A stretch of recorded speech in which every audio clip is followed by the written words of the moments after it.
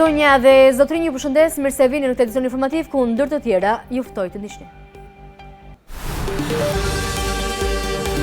Gjykata e posaçme lejon SPAK të zbërthejë celularët dhe kompjuterët e Belinda Ballukut dhe të pandehurve të tjerë. Protesta e Partisë Demokratike me flamuj gjerman, ambasada e Gjermanisë dhuna është e papranueshme. Berisha i përgjigjet ambasadës gjermane, dhuna më e tmerrshme është mos arrestimi i Linda Bashës dhe Ergys Agasi. Trump shtyn sulmet ndaj termocentraleve të Iranit, bie me njëherë me 13% çmimi i naftës. Çmimi i naftës në rritje, Greqia, Slovenia e Maqedonia e Veriut shpallin paketat e masave lehtësuese. Aksident tragjik në aksin në Vlorë Kot, 3 persona të vdekur dhe 1 i plagosur. Krimi rënd në Podujev, 31 vjeçaria vret të dashurin dhe nusën e Xhaxhait, pastaj vetvritet.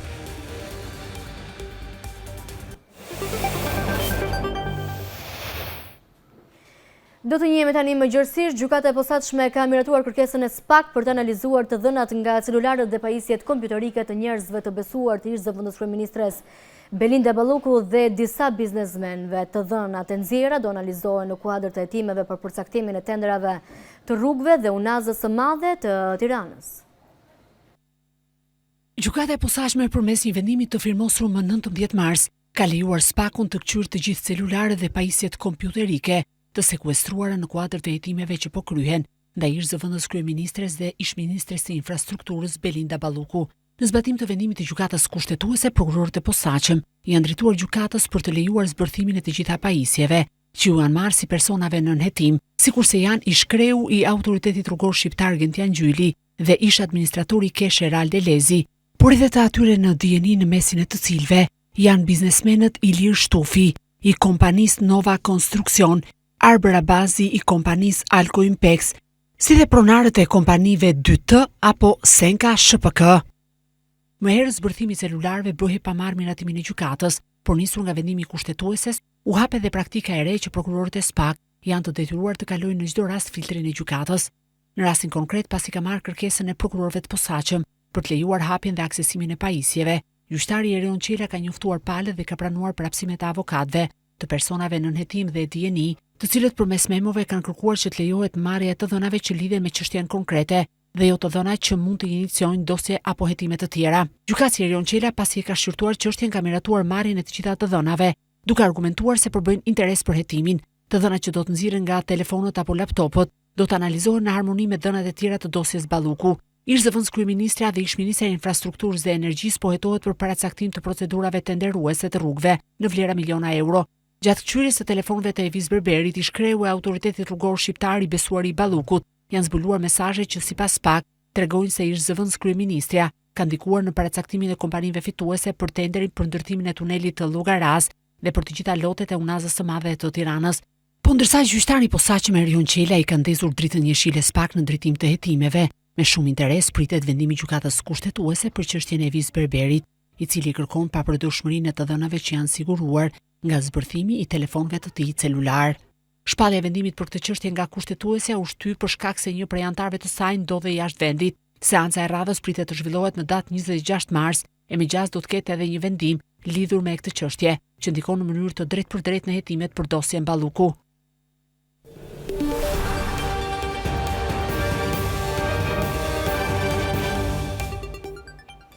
Ndalemi më tej një ditë pas protestës kombëtare të opozitës ku për herë të parë u shfaqën edhe flamujt gjerman, ka reaguar ambasada e Gjermanisë në Shqipëri, duke i cilësuar protestën si një të drejtë themelore për demokracinë. Ambasada gjermane thekson se dhuna nuk duhet të ketë vend në këto manifestime. Ambasada gjermane dënon dhunën e papranueshme në kuadër të demonstratave të djeshme. Protestat politike dhe të drejta për demonstruar janë të drejta themelore në çdo shoqëri demokratike, por ato nuk mund të përligjin asnjëherë dhunën ndaj personave apo objekteve, thuhet në reagimin e ambasadës në rrjetet sociale. Ne kërkojmë prej përfaqësuesve të partive politike përgjegjëse të distancohen në mënyrë nga dhuna, e mbyll ambasada gjermane reagimin e saj.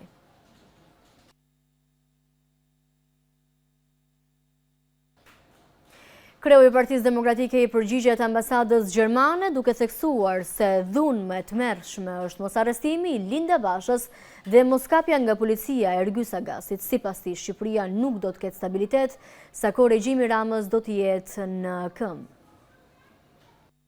Sali Berisha i përgjigjet deklaratës së ambasadës gjermane që i kërkoi opozitës të distancohet nga dhuna e përdorur në protestë. Berisha thekson se opozita nuk e mbështet dhunën, por sipas tij, dhuna më e tmerrshme është mos arrestimi i Linda Bashës, me gjithë implikimet e saj tek Akshi, si dhe moskapja nga policia e Ergjys Agasit. Për ne dhunë e tmerrshme është mos arrestimi i Linda Bashës e implikuar këmbë e kokë në aferën e Akshit. Për ne dhunë e tmerrshme është lëvizja e lirë e Ergjys Agasit dhe thua dhe vizitat e tij në Surrel, për cilat duhet bëhet hetim. To janë dhunë të tmerrshme ndaj një populli, sepse janë dhunë ndaj ligjeve, ndaj kushtetutës, ndaj themeleve. Lideri i demokratëve shton se dhuna që pretendohet se po bëhet nga qytetarët është e papërfillshme në raport me dhunën që po përdor Edi Rama ndaj Shqipërisë, duke bllokuar drejtësinë dhe duke mbrojtur Belinda Ballukun.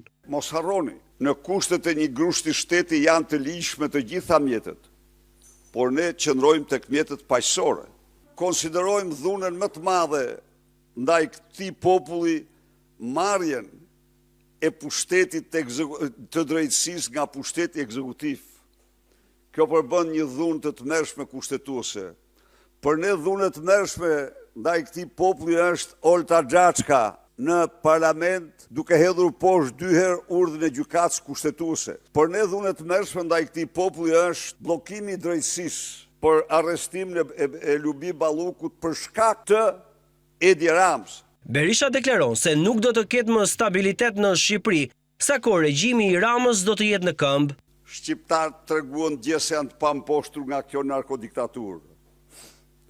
Mendoj se me protestë e tyre, përfaqësuar revoltën, zemrimin e një kohë mbi të tërë, kur ndonjëherë më e fuqishme kryengritja paqësore e shqiptarëve se sa dje nuk ka qenë në rrugët e Tiranës. Mesazhi është i qartë. Në Shqipëri, në kushtet e autokracisë, të sundimit e Edi Ramës, nuk ka dhe nuk mund të ketë më paqë dhe stabilitet. Betejë jonë do njoh vetëm ngjitje. Shefi i Selis Blu thot se Ervin Saliani nuk mund të jetë kundërshtari i tij në zgjedhjet për kryetar të PD-s, për shkak se është i vetë përjashtuar. I vetë përjashtuar është i vetë përjashtuar, nuk ndryshon asgjë. Tani pse e birson ky apo ai politikisht, këte apo atë, kjo s'është puna ime. Birsimet kanë ndodhur dhe ndodhin gjitha kohrat. I gëzofshin ata që birsojnë. Ervin Saliani reagon kundër Berishës pas akuzave të këtij fundit. Sipas ish-deputetit, Berisha ka frikë nga gara dhe zgjedhjet e lira në Partinë Demokratike. Sipas tij, Berisha po e përdor partinë për interesat të tij personale. Pas deklaratave të Sali Berishës kundër Ervin Salianit, ky i fundit i përgjigjet me një status në Facebook, duke theksuar se kreu i PD-s ka frikë nga gara. Në mungesë të votës, shpik etiketa. Në mungesë të garës, shpall të vetë përjashtuar. Sa më shumë flet për përjashtime, aq më e qartë bëhet frika nga gara. Partia Demokratike nuk është një klub privat ku hyrjet dhe daljet vendosen me humorin e një njeriu, por një forcë politike që duhet të funksionojë me rregulla dhe me votën e antarëve të saj. Ironike që ky që flet për demokraci është i pari që i trembet asaj. Unë nuk kam nevojë për bekime, as për leje, kam vetëm një kërkesë. Garë të hapur dhe vot të lirë, pjesa tjetër është zhurmë për të mbuluar frikën. Sipas Ervin Salianit, Sali Berisha po e përdor Partinë Demokratike për interesat e tij personale. E frikë bën mirë që ka se e ka keq përdorur funksionin për interesa personale dhe biznesi. Demokratët duan një parti demokratike fituese, se sa për hallin që ka se mos vras Xhafën, i flet subkoshienca se ka merak mos vrasim Ramën me votë. Burri ka kohë të turpërohet gjithë jetën e vet, por të bjerë në këtë nivel është e paimagjinueshme dhe është fiks siç nuk e urojnë as kundërshtarët më të ashpër. Shpifje si kjo tregojnë sa të madhe e ka frikën dhe dëshpërimin. Akuzat për vrasje dihet kush i ka mbi shpinë, siç edhe tregon mendsinë vrasëse, sepse dikush që dëgjon këto biseda dhe nuk i denoncon, tregon për veten. Për Partinë e Lirisë, përballja dhe rezistenca paqësore janë e vetmja rrugë që mund të rikthejnë lirinë dhe demokracinë në Shqipëri. Në një deklaratë për mediat, sekretari i përgjithshëm i kësaj force politike Tedi Blushi u shpreh se Partia e Lirisë është e gatshme për të paguar çdo çmim për të shkurtuar ditët këtij pushteti. Përballja dhe vetëm përballja është jo vetëm e vetmja rrugë, por dhe e vetmja shpresë. Vetëm përmes qëndresës paqësore, të bashkuar dhe të pandalur, shqiptarët mund dhe do të rikthejnë lirinë e vërtet Shqipërisë.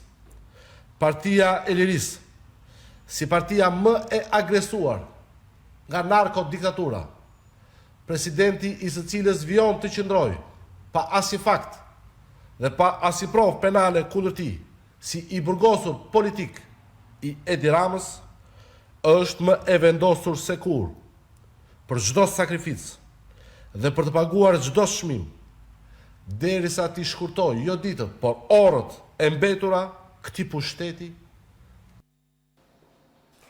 24 persona ka identifikuar policia e shtetit si autor të molotove dhe kanë kundërshtuar e goditur punonjësit e rendit gjatë protestës së opozitës. 15 prej tyre janë arrestuar dhe 9 po ndiqen penalisht. Edhe deputeti i Partisë Demokratike Klevis Balliu është referuar në prokurorinë e Tiranës.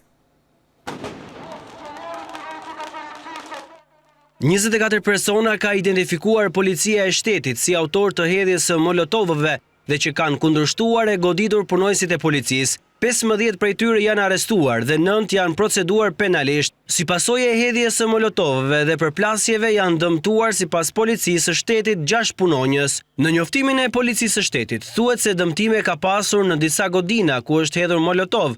Janë djegur disa kazan mbeturinash, si dhe është djegur një automjet policie. Po ashtu, policia e shtetit ka referuar në prokurorinë e Tiranës edhe deputetin e Partisë Demokratike Klevis Balliu për veprat penale, organizimi dhe pjesëmarrja në grumbullime e manifestime të palishme, si dhe shtyrja e të miturit në krim. Grupi hetimor, thon Blut, po vijon punën për identifikimin e shtetasve të tjerë që mund të kenë kryer veprime të kundralishme gjatë tubimit të zhvilluar këtë të diel.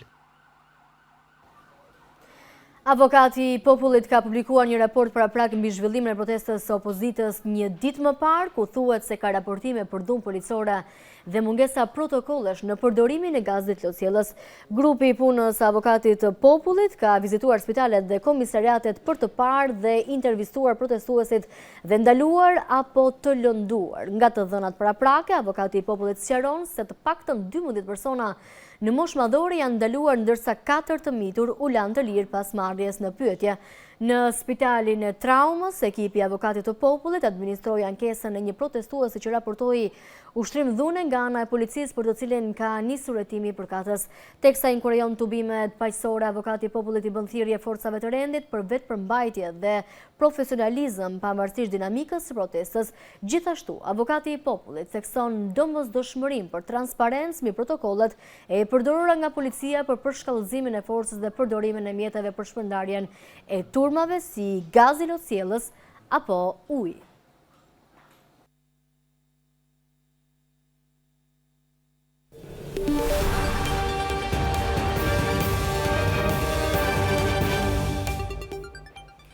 Ndalemi më tej, protesta kombëtare e qytetare kundër rritjes së çmimit të naftës ka dështuar, duke mos tërhequr pothuajse asnjë pjesëmarrës pavarësisht thirrjeve në rrjetet sociale dhe rritjes së çmimit në 214 lekë për litër.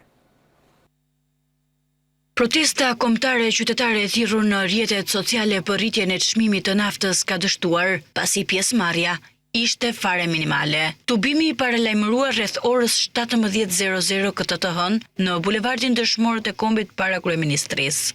Nuk arriti të mobilizojë qytetarët, ndërsa me sy të lirë u numëruan më pak se 10 persona, që edhe ata pak qëndruan në trotuar. Kjo protest vinte në një kohë kur çmimi i naftës në vend ka apësuar një tjetër rritje, duke arritur në 214 lekë për litër.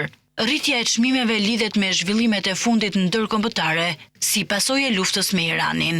Ndërkohë, ndryshe nga Shqipëria, disa vende të rajonit dhe më gjerë, si Italia, Greqia, Maqedonia e Veriut dhe Serbia, kanë ndërhyrë me masa për të zbutur efektet e rritjes së çmimeve për qytetarët. Reagimet e qytetarëve në rrjetet sociale për rritjen e çmimit të naftës kanë qenë të lartë, por mungesa e pjesëmarrjes në protestë ngre pikpyetje mbi reagimin e vërtetë të qytetarëve ndaj rritjes së kostos së jetesës, pasi rritja e çmimit të karburanteve sjell zinxhir edhe rritjen e çmimeve të produkteve bazë për familjet shqiptare.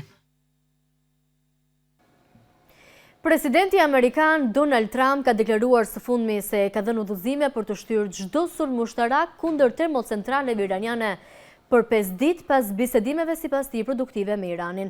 Deklarata e Trump vjen vetëm disa orë përpara një ultimatumi nga SBA që kërcënonte për shkallëzimin e mëtejshëm të konfliktit. Presidenti Amerikan Donald Trump tha këtë të hënë se kishte dhënë udhëzime për të shtyrë çdo sulm ushtarak kundër termocentraleve iraniane për 5 ditë, vetëm disa orë përpara një afati që kërcënonte për shkallëzim të mëtejshëm të konfliktit, i cili tashmë ka hyrë në javën e 4. Trump tha në një postim në Truth Social se Shtetet e Bashkuara dhe Irani kanë patur biseda shumë të mira dhe produktive me Iranin gjatë 2 ditëve të fundit rreth një zgjidhje të plotë të armiqësive në lindjen e mesme. Në mesazhin e tij, Trump tha se kishte udhëzuar Departamentin e Mbrojtjes të shtynte sulmet në pritje të rezultatit të bisedimeve aktuale. Të shtunën, Trump paralajmëroi se do të shkatërroheshin termocentralet iraniane nëse Teherani nuk do të hapte plotësisht ngushticën e Hormuzit për të gjitha anijet brenda 48 orëve. Pas ultimatumit të Trump, Garda Revolucionare e Iranit kërcënoi për hakmarrje, duke theksuar se do të sulmonte termocentralet e Izraelit edhe ato që furnizojnë bazat amerikane në të gjithë rajonin e Gjirit, nëse Trump do të vazhdonte me kërcënimin e tij për të zhdukur rrjetin energjetik të Iranit. Më shumë se 2000 njerëz janë vrarë në luftën që Shtetet e Bashkuara dhe Izraeli nisën në 28 shkurt, e cila ka tronditur tregjet, ka rritur kostot e karburantit dhe ka nxitur frikën globale të inflacionit. Agjencia iraniane e lajmeve Fars bëri të ditur pas postimit të presidentit amerikan Trump për shtyrjen me 5 ditë të sulmeve kundër termocentraleve të Iranit se nuk ishte pasur as bisedime direkte dhe as indirekte mes Iranit dhe SBA-s. Fars tha se Trump ishte tërhequr pasi dëgjoi se Irani do të përgjigjej duke sulmuar të gjitha termocentralet në rajon. Ndërkohë, menjëherë pas deklaratës së Trump, çmimi i naftës pa përpunuar Brent ram me rreth 13%, duke u kthyer në $100 për fuqi. Tregjet globale gjithashtu u rikuperuan ndjeshëm me kontratat me afat të aksioneve amerikane që përmbysën humbjet duke fituar më shumë se 2%.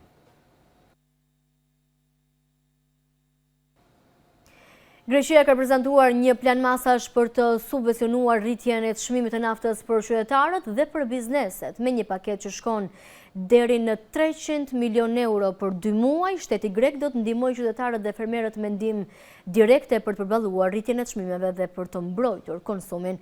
Pas këtyre masave, Shqipëria mbetet i vetmi vend i rajonit që nuk ka marrë asnjë mas për të zbutur efektet e krizës për qytetarët.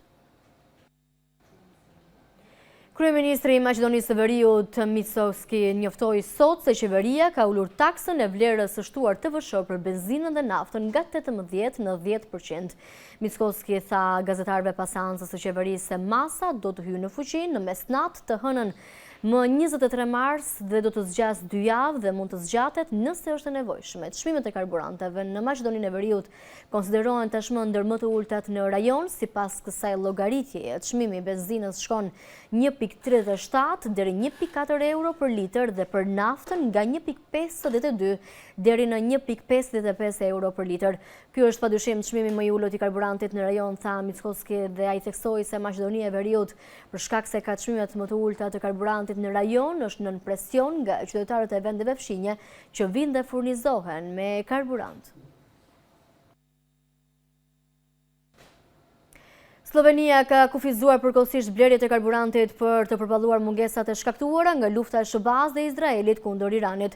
Furnizimi në pikat e karburantit është kufizuar në 50 litra në ditë për automjetet private dhe 200 litra për kompanitë dhe përdoruesit e tjerë prioritar si fermerët. Qytetarët italianë i thanë jo ndryshimeve kushtetuese për reformën në drejtësi, duke i dhënë një goditje të fortë kryeministres Giorgia Meloni në prag të zgjedhjeve. Teksa pranoi rezultatet, drejtuesja e qeverisë italisë tha se ishte një mundësi e humbur për modernizimin e vendit. Votuesit italian kanë refuzuar një reformë kyçe të drejtësisë promovuar nga kryeministria Giorgia Meloni të hënën e 23 marsit, duke i dhënë një goditje koalicionit të saj të djathtë përpara zgjedhjeve të përgjithshme të vitit të ardhshëm. Bloku i mbështetur nga opozita Jo ka siguruar rreth 54% të votave në votimin e mbajtur të dielën dhe të hënën, kundrejt 46% për kampin qeveritar po, sipas projeksioneve të bazuara në numërimin në vazhdim. Meloni pranoi humbjen në referendumin e promovuar nga qeveria për reformimin e sistemit të drejtësisë, duke thënë në rrjetet sociale se rezultati ishte një mundësi e humbur për të modernizuar Italinë. Kjo humbje mund të shënojë një pikë these për Melonin, duke i hequr asaj imazhin e një fitueseje në sytë e elektoratit italian, pas 4 vitesh fitoresh në zgjedhjet lokale dhe kombëtare, shkruan Reuters. Koha e zhvillimit të votimit rezultoi sfiduese për Melonin, vijon agjencia e lajmeve, e cila thekson se italianët shfaqin mosdashje të qartë ndaj aleatit të saj, presidentit amerikan, si dhe shqetësimin se lufta SBA-Izrael kundër Iranit mund të rrisë edhe më shumë çmimet tashmë të larta të energjisë në vend. Referendumi propozonte ndarjen e karrierave të gjyqtarëve dhe prokurorëve, si dhe ndarjen e organit vetqeverisës të magjistratëve, Këshillit të Lartë të Drejtësisë në 2 seksione me antar të zgjedhur me short në vend të zgjedhjeve.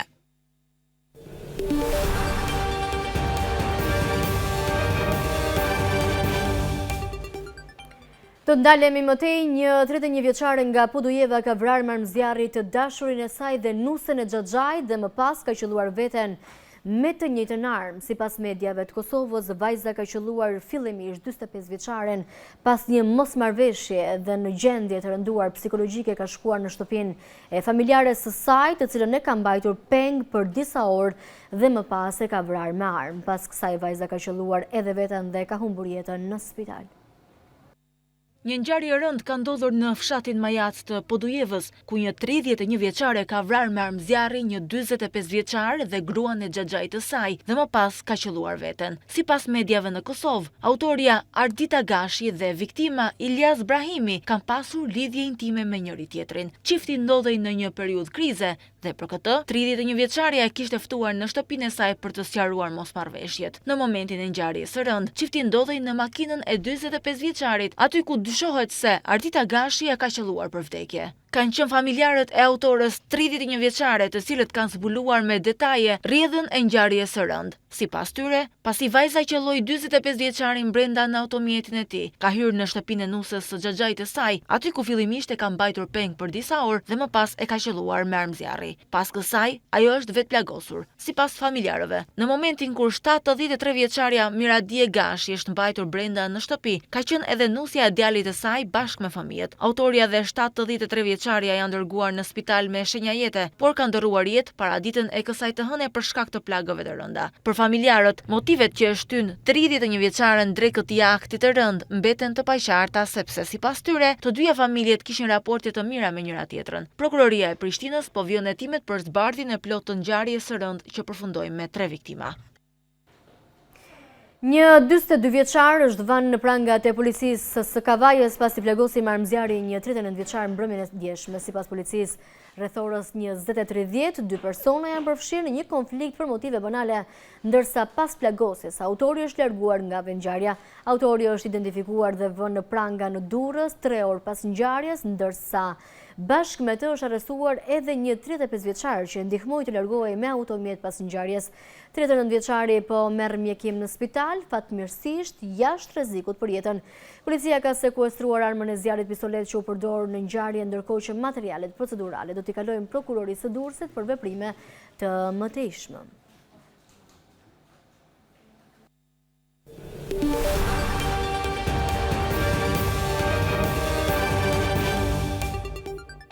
Ndryshojmë tani temë të informacioneve. Pas 35 vitesh pritje e premtime boshe, banorët e fshatit Valikard në Bulqiz kanë vendosur të shtojnë vetë rrugën e fshatit të tyre pas këtij vendimi. Ata paralajmërojnë se nuk duan të shohin përfaqësues politik në zonën e tyre në kohën e fushatave elektorale. Për 35 vite me radhë të mashtruar nga përfaqësuesit politik për ndërtimin e rrugës, banorët e lagjeve Roxhi dhe Halili në fshatin Valikardh të Bulqizës i kanë dhënë fund pritjes nga Bashkia e Bulqizës për investimin e rrugës së tyre, që pas viteve 90 asnjë drejtues vendor nuk duket më në zonë pas zgjedhjeve elektorale. E në këto kushte, banorët kanë nisur të investojnë vetë. Ata thonë se kanë kontribuar thuajse nga 1 milion lekë të vjetra nga çdo familje për të blerë çimento, hekur dhe zhavor dhe kanë nisur punën për shtrimin e rrugës afërsisht 1 kilometër të gjatë. Prej ditësh banorët po punojnë pa ndërprerje për shtrimin e rrugës me beton, duke mos u ndalur as nga ditët e festave apo në fundjavë. Çdo lloj i djathtë apo i mojt nuk ka vu fare as 100 dark me majtën e rrugës. Këtë po i bëjmë me investimet tona, me shokët tonë, me vëllezërit tonë, po dalim deri sipër. As i lloj investimi as i gësht. Ashtë bler rruga, ashtë tru rruga. Çdo investim është i joni, nuk ka shtetis fare të asgjë. Na kemi fut mbi 1 milion lekë për shtëpi. A premtojshin shumë, po nuk jep të kush asgjë, do ta shohim. Ishëm bashki, kemi shku 4 herë, 5 herë, ka shku dhe gratë. Dhe vetë mja përgjigja do të rregullojmë, se kur nuk dihet. To s'po e bëjnë. Ne tash e kemi hi prapë me forcat tona, me lekë tona. A sakrificë to se ne s'kemi biznese këtu.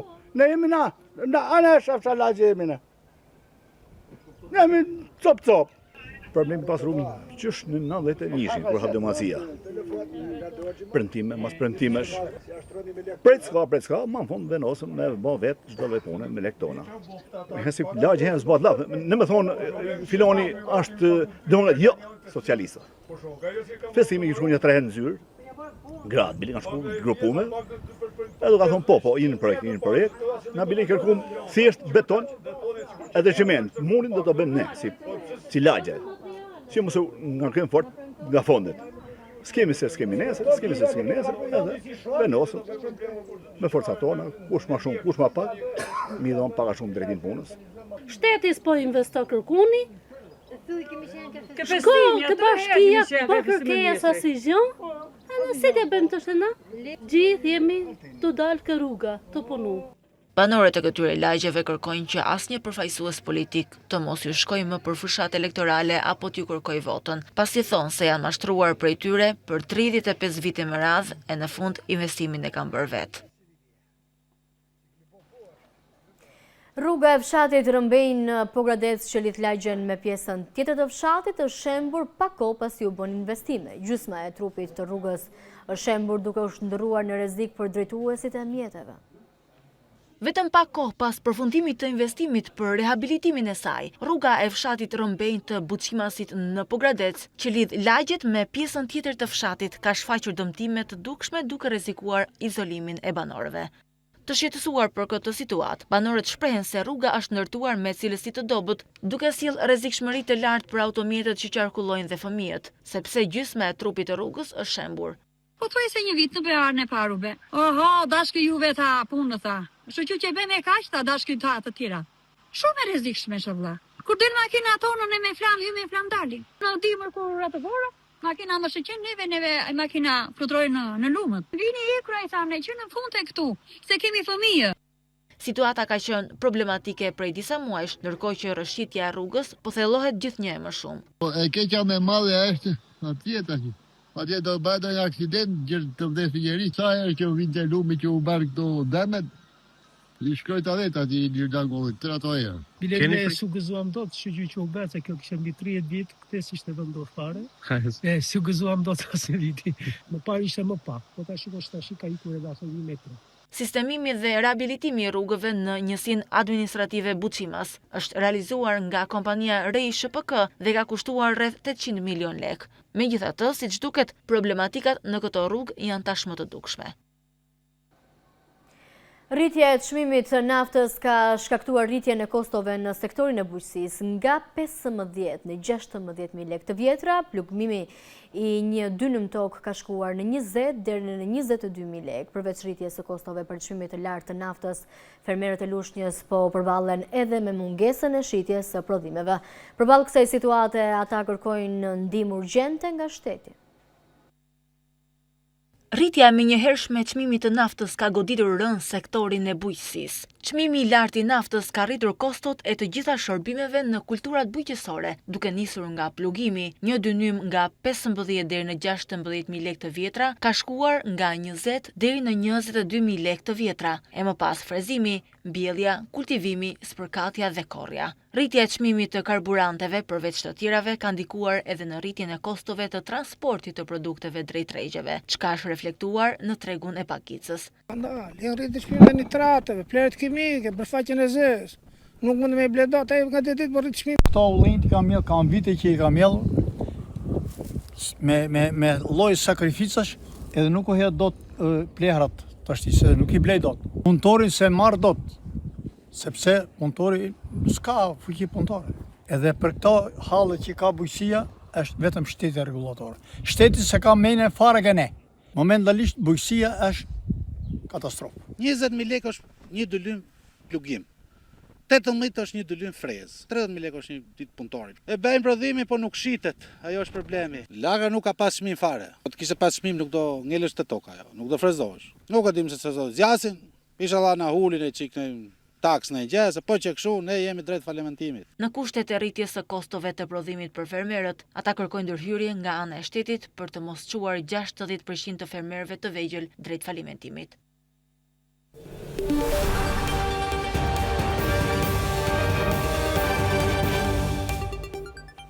Ndalemi mëtej, Shqipëria do të sfidojë Poloninë në Varshavë në datën 26 mars me synimin e vetëm fitore në gjysmëfinalen e play-off të botërorit. Kuqezin ka nisur zyrtarisht përgatitjet në shtëpinë e futbollit për ndeshjen e sejntes. Trajneri Silvinho ka parë nga afër situatën e lojtarëve, teksa është fokusuar në aspektin tekniko-taktik. Grupi nuk është ende i plot, pasi mungojnë Gripshi, Myrto Uzuni dhe Ramadani. Gripshi dhe Uzuni nuk kanë bërritur ende dhe kanë për shkak të largësisë se kanë patur të pamundur të jenë prezent në stërvitjen e parë. Sa kaq Ramadani nuk ishte për arsye familjare. Të tre lojtarët do t'i bashkohen skuadrës sonte dhe do të jenë me grupin për stërvitjen e radhës nëse Shqipëria kalon pengesën e Ukrainës në finale të play-off, gjen fituesin e Ukrainë-Suedi.